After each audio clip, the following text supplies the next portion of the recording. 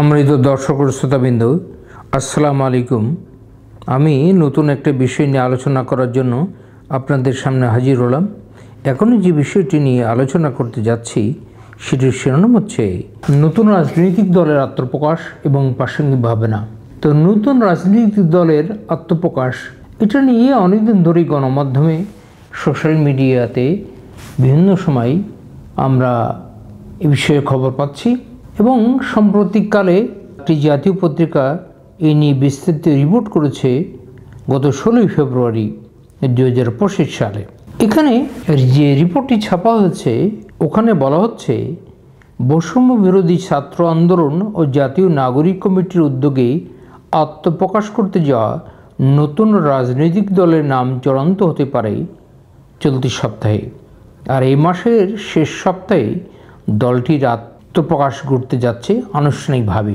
অন্তর্বর্তী সরকারি উপদেষ্টার পদ থেকে পদত্যাগ করে দলটির আহ্বায়ক হিসেবে দায়িত্ব নিতে যাচ্ছেন মোহাম্মদ নাহিদ ইসলাম।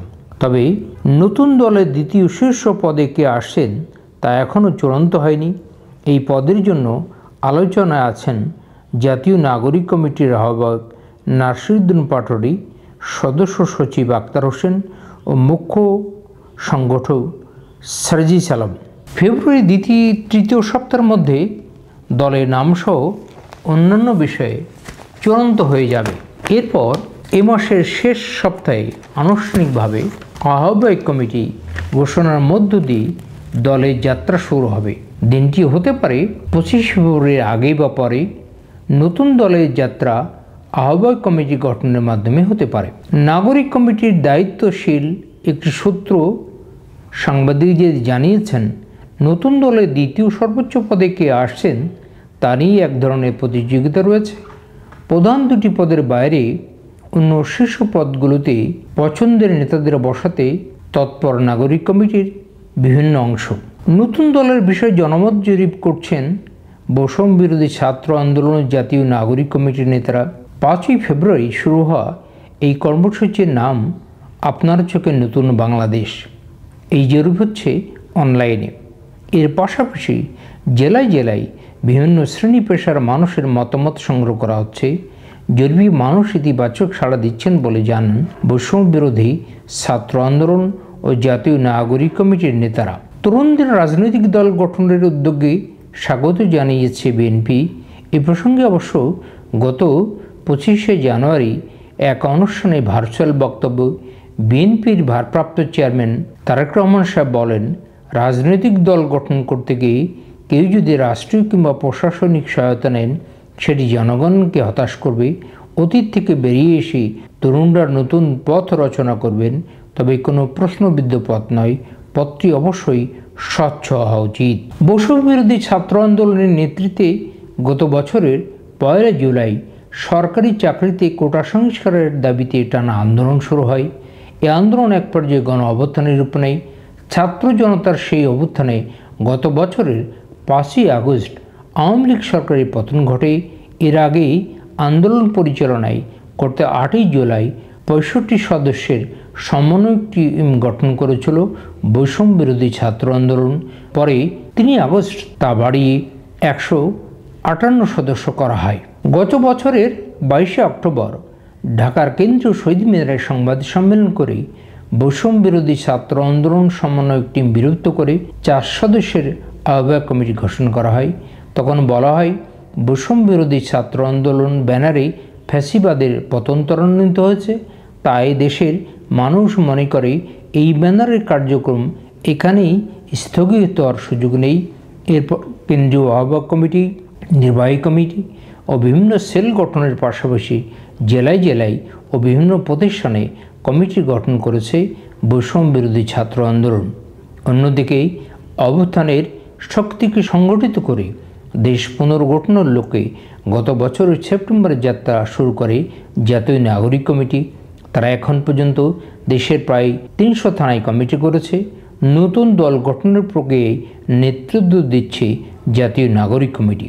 জাতীয় নাগরিক কমিটি ও বৈষম্য বিরোধী ছাত্র আন্দোলনের নেতাদের সঙ্গে কথা বলে জানা গেছে, নতুন দল গঠনের পাশাপাশি একটি ছাত্র সংগঠনের কথা ভাবছেন তারা। তবে সেটির নাম বৈষম্য বিরোধী ছাত্র আন্দোলন নামে হবে না, ছাত্র সংগঠনটি হবে ভিন্ন নামে।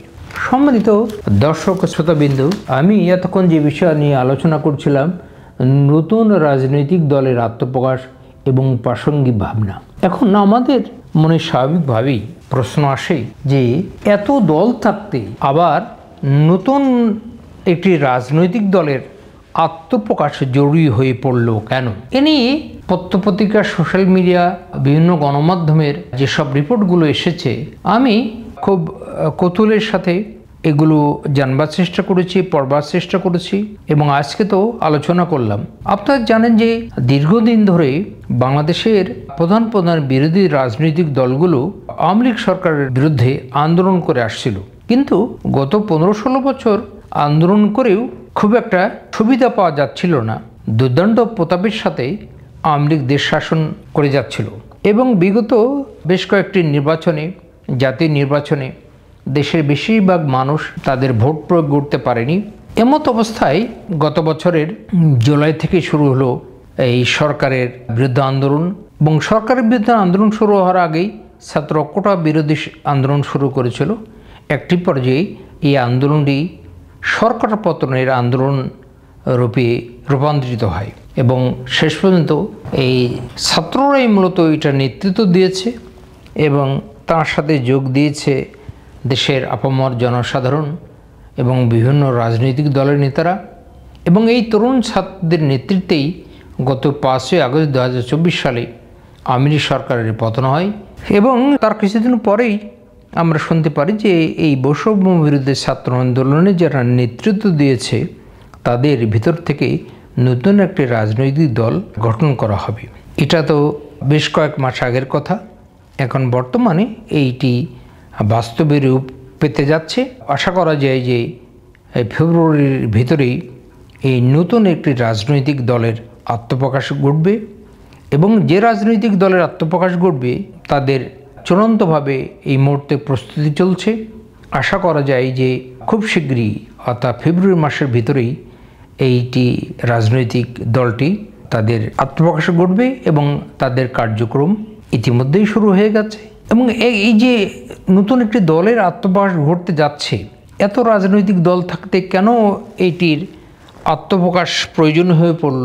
এটি আমার মনে যেটা হয় সেটা হচ্ছে যে দেশের তরুণ সমাজ বিশেষ করে তারা মনে করছে যে পুরনো যে রাজনৈতিক দলগুলো বাংলাদেশে আছে তারা জনগণের আকাঙ্ক্ষা অনুযায়ী তারা চলতে পারছে না, সুতরাং তারা নতুন একটি মিশন নিয়ে, নতুন একটা ভিশন নিয়ে তারা আত্মপ্রকাশ করতে যাচ্ছে এবং জনগণের ভিতরে তারা জরিপ চালাচ্ছে যে তাদের সম্পর্কে বা দেশ সম্পর্কে সাধারণ মানুষের ধারণা কী।